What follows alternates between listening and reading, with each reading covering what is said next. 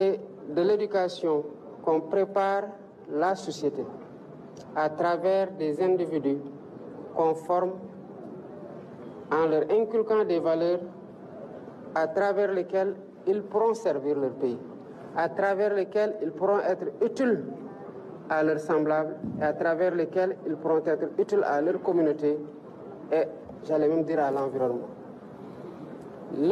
Les enseignants, comme dans d'autres professions de la fonction publique, ont eu beaucoup de revendications qui ont été prises en charge diversement par les différents gouvernements. Nous entendons poursuivre le dialogue avec eux pour que ce que le ministère et le gouvernement ont retenu comme action fondamentale, à savoir faire de l'éducation un moteur de la transformation économique et sociale de ce pays-là, qu'on puisse le mener dans un cadre de sérénité qui préserve l'élève à travers des enseignements qui sont délivrés de façon continue pour que les quantums soient respectés et pour que les élèves, au fur et à mesure de leur processus, bénéficient des curricula qui ont été définis pour effectivement les moduler selon le métier qu'ils veulent faire, mais selon aussi des valeurs. Et cela me permet d'embrayer sur la deuxième question. Qu'est-ce que j'ai appris à l'école comme valeurs humaines et civiques que je compte transmettre? Je dirais d'abord l'humilité. C'est d'arriver dans une classe et de trouver une personne qui a fait le parcours que vous avez fait et qui a peut-être des décennies et des décennies d'expérience dans la transmission du savoir. Et vous vous mettez en position de devoir recueillir, de n'avoir presque pas beaucoup de choses, sauf dans le cadre d'interaction, de questions par moments complexes pour les professeurs que vous avez à leur poser, mais en attendant qu'ils vous donnent la réponse qui, en principe, est censée vous satisfaire parce qu'il a le savoir. Quand vous êtes devant quelqu'un qui en sait plus que vous, qui connaît plus que vous, qui a vécu plus que vous et qui est disposé à vous transmettre, j'allais presque dire gratuitement parce que ce métier, ce qu'on reçoit, c'est inestimable, on ne peut pas le payer, évidemment que vous apprenez à être humble. Mais quand vous êtes dans un environnement aussi avec d'autres élèves, vous avez le même QI, vous avez en principe les mêmes prédispositions. Qu'est-ce qui fait la différence? Le travail acharné, la recherche permanente et la compétition saine entre élèves. Pour vous dire que si tel élève a pu exceller dans cette matière-là, ce n'est pas forcément un don naturel. C'est d'abord et avant tout le fruit de son effort, de son sérieux, de son engagement dans ce qu'il est en train de faire. Et c'est la valeur travail. Il y a deux domaines dans lesquels j'ai appris que l'effort ne se perd jamais. C'est le sport. Quand vous faites vraiment du sport, vous voyez les résultats par rapport même à votre physiologie. Le sportif qui s'entraîne le plus progresse plus que celui qui s'entraîne moins. Pourquoi? Parce qu'il fait plus d'efforts à acquérir des aptitudes par rapport à d'autres qui en font moins. L'autre, c'est dans le domaine de l'apprentissage, quel que soit le métier. Pas seulement l'éducation, mais même dans les autres métiers. Celui qui y met plus de sérieux, qui y consacre plus de temps et qui est conscient des objectifs qu'il recherche à travers ses efforts permanents plutôt, est celui qui s'érige comme étant le meilleur. Donc, humilité, travail. La troisième question. C'est ici. Vous voulez parler devant. Bonjour, Monsieur le Président. L'immigration irrégulière est, comme vous le savez, devenue un fléau dans ce pays. Quels conseils donnez-vous aux élèves pour qu'ils poursuivent leurs études et continuent de croire en eux? Après le drame de Mbour, je crois, de Saint-Louis, il y a un rescapé. Il y a eu plusieurs morts et il y a un rescapé que j'ai suivi qui a 17 ans, qui dit qu'il est encore plus déterminé, malgré ce qu'il a vécu, malgré les morts qu'il a vues, à repartir. À 17 ans, il dit pourquoi il prend autant de risques, parce qu'il veut réussir. À 17 ans, on n'a pas encore échoué. À 17 ans, on n'a pas encore échoué parce qu'on n'est même pas encore majeur. Il faut que dans les familles, dans la société, qu'on valorise autre chose que le matériel. C'est respecter les autres membres de la famille qui n'ont pas une réussite matérielle, mais qui incarnent des valeurs, une exemplarité et qui forcent le respect parce qu'ils ne volent pas, ils ne mentent pas, ils ne transgressent pas les règles de vie en société. Mais l'immigration semble être aujourd'hui n'être motivée que par la recherche de l'argent. Que par la recherche de l'argent, que par la recherche du bien matériel, que par la recherche du confort, que des choses éphémères.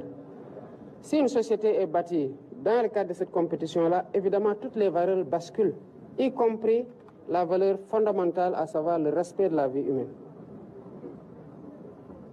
Et ceux qui étudient, ils doivent avoir de la patience et savoir qu'il y a un temps de formatage, d'apprentissage, d'acquisition d'expérience, de recherche du travail, de recherche dans l'auto-emploi, avant de considérer qu'il faut aller dans ce péril de l'immigration clandestine, qui, même en dernier ressort, ne doit pas être une solution. L'autre chose, c'est que les pays-là dans lesquels ils vont, mais il n'y a que des humains qui sont là-bas. Leur pays n'était pas là-bas. S'ils s'étaient enfuis, qu'ils avaient quitté ces pays-là, ils ne les auraient pas bâtis. Ils sont restés, ça a été difficile. Ils ont connu les guerres, ils ont connu la dictature. Ils ont connu la famine, ils ont connu la pauvreté. Mais ils sont restés, ils se sont serrés la ceinture et les coudes, ils ont travaillé pour changer le visage de leur pays. Nous devons croire qu'ici aussi, c'est à nous de faire la même chose pour bâtir notre pays. Il n'y a pas de miracle. Ce n'est pas des djinns, ce n'est pas des anges. Non, c'est l'effort et l'objectif commun que nous devons avoir de faire progresser notre pays. Et ça, au quotidien, chacun doit se considérer comme étant celui dont dépend la transformation systémique à laquelle nous avons appelé pour changer radicalement les choses au Sénégal. Quatrième question.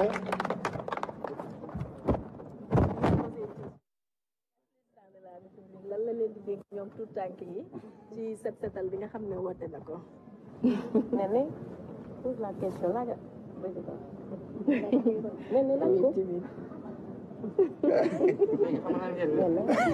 fexe leen rek ba garab bu ñu samp ngeen di woo mag ñi ne leen arrosé leen garab bi ngeen fexe ba garab bi bu ngeen di màgg garab gi di màgg seen wet saa bu nekkee mango bu ngeen màggee di ngeen mën a yuti ci mango yi dégg nga. Salut, Monsieur le Président. Monsieur le Président, actuellement, on constate que beaucoup d'élèves dans notre pays n'atteignent pas la réussite souhaitée. À cet effet, Son Excellence, que comptez-vous faire pour que la réussite de tous soit à la règle au Sénégal? D'abord, tout commence à l'école. Je me rappelle quand on a eu la maîtrise en droit, on a organisé une fête de sortie de promotion avec un panel qu'un professeur, en lequel s'appelait Roch Niawi à l'université, a animé. Et le thème du panel était « Après la maîtrise, quelle perspective ?» Parce que quand on a la maîtrise en droit, on pense qu'on veut dire maître en droit ou maître en sciences juridiques. Pour nous, c'était quelque chose d'important parce que c'est dur d'arriver à la maîtrise, évidemment.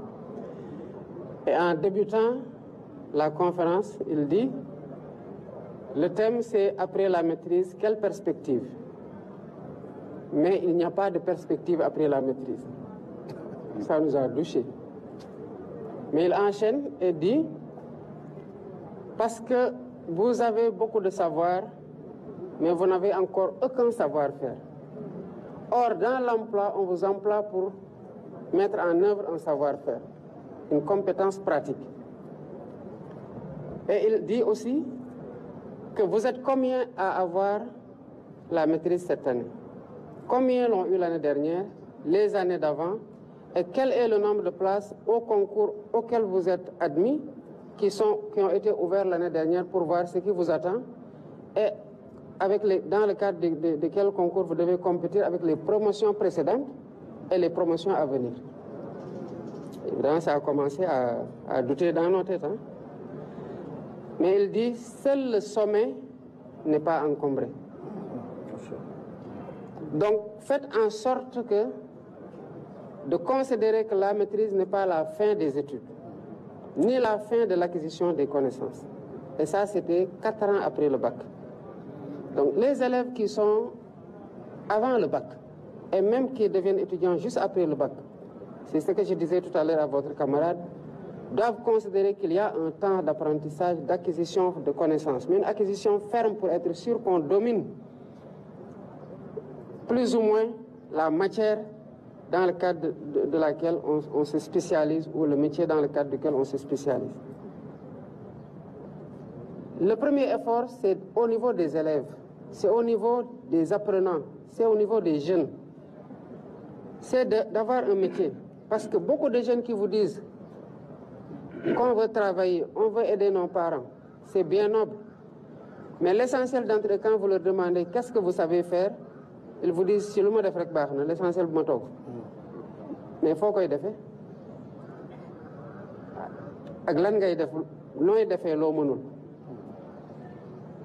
Vous comprenez? Le gouvernement est en train de travailler à stabiliser déjà l'éducation nationale au niveau des écoles pour éviter qu'il y ait moins de grèves, pour que les curricula de formation soient délivrés et que l'élève n'ait pas de déperdition dans le cadre du cheminement. Jusqu'au moment où il arrive au bac, qu'on soit sûr que le quantum horaire dont il devait bénéficier, il en a bénéficié et qu'il a vu toutes les matières. Et à travers la réforme des curricula, réduire le nombre de matières pour aller vers plus de spécialisation. Et que le système permette moins de généralisation. Les élèves qui n'ont pas les aptitudes pour la recherche scientifique soient déviés vers des filières de formation professionnelle. Parce que tout le monde n'est pas appelé à être agrégé. Si tout le monde était agrégé, qui bâtirait les maisons et les écoles? Si tout le monde était maçon, qui ferait la plomberie? Si tout le monde était plombier, qui ferait la peinture? Donc un pays a besoin de compétences affirmées dans tous les métiers dont nous avons besoin pour bâtir un pays. Et c'est pour ça que les filières professionnelles sont importantes. Et la formation technique et professionnelle est un point d'honneur pour le gouvernement. Et nous allons y consacrer tous les efforts qu'il faut pour que les jeunes soient déjà bien formés. Parce que régulièrement, les gens cherchent des compétences qui manquent. Parce qu'il y a moins de formation. Donc permettre aux élèves d'étudier correctement, en toute sérénité, leur permettre, en découvrant leur passion, de l'exercer et d'être parmi les meilleurs au monde. Et en ce moment-là, quand des opportunités d'emploi se présenteront et nous y travaillons dans le cadre de l'attrait des investissements, de l'appui au secteur privé, et même à travers les programmes publics qui sont déroulés. Le pays-là est à construire. Nous avons énormément d'infrastructures à rattraper parce qu'il y a un grand retard. Que ces élèves, ces jeunes puissent avoir un métier qu'ils pourront faire, une compétence qu'ils pourront faire valoir auprès des entreprises qui créent les emplois et d'autres seront absorbés par la fonction publique. Monsieur le Président, c'est le moyen national de l'alphabétisation. Il y a un élève qui voulait poser une question en langue nationale. Est-ce que l'élève est là? Oui, la dernière question. C'est vous, en langue nationale? C'est le moyen national de l'alphabétisation. C'est Viviane. Posez votre question. Bonjour, Monsieur le Président. Dans un contexte mondial marqué par l'évolution des technologies, ne pensez-vous pas qu'il est temps de moderniser notre éducation? Et pour cela, que comptez-vous faire? L'éducation est en train d'être modernisée à travers l'ouverture de filières, le renforcement de filières qui s'arriment à l'évolution technologique. Si vous avez remarqué récemment, je suis parti à la Silicon Valley. Et quand je suis parti à la Silicon Valley, c'était pour promouvoir un New Deal technologique qui fasse du Sénégal un hub technologique en Afrique de l'Ouest, particulièrement, mais en Afrique de façon plus générale. Parce qu'il faut ouvrir l'éducation aux nouveaux métiers, à savoir la formation au métier de l'intelligence artificielle et au métier numérique. Mais vous avez vu, dès cette année, le ministre a ouvert l'enseignement de l'anglais dès le primaire à certaines écoles, ce qui va vers une tendance de généralisation. Toutes ces dispositions qui sont prises, en plus des infrastructures qui doivent être mises dans les normes à travers la construction pour remplacer les abris provisoires et permettre que, à travers une connexion permanente, partout que des gens puissent intervenir à distance, entre dans le cadre de la modernisation de l'éducation. Évidemment, le ministère, en relation avec ses services, va continuer à déployer le programme pour que partout au Sénégal, les élèves et les étudiants puissent bénéficier des mêmes opportunités de formation. Et des mêmes... Dernière question en CRR. Et pourquoi en CRR? Parce que le président est sérieux. Monsieur le Président, Chinyam Simnonga, Wok Foyonof, Inuenandal Nang, no École fe Baftona. Anda à part chono ke ha élève hengo mayo. Imbuku ando, harowa gofi pour chono kaga amba jox.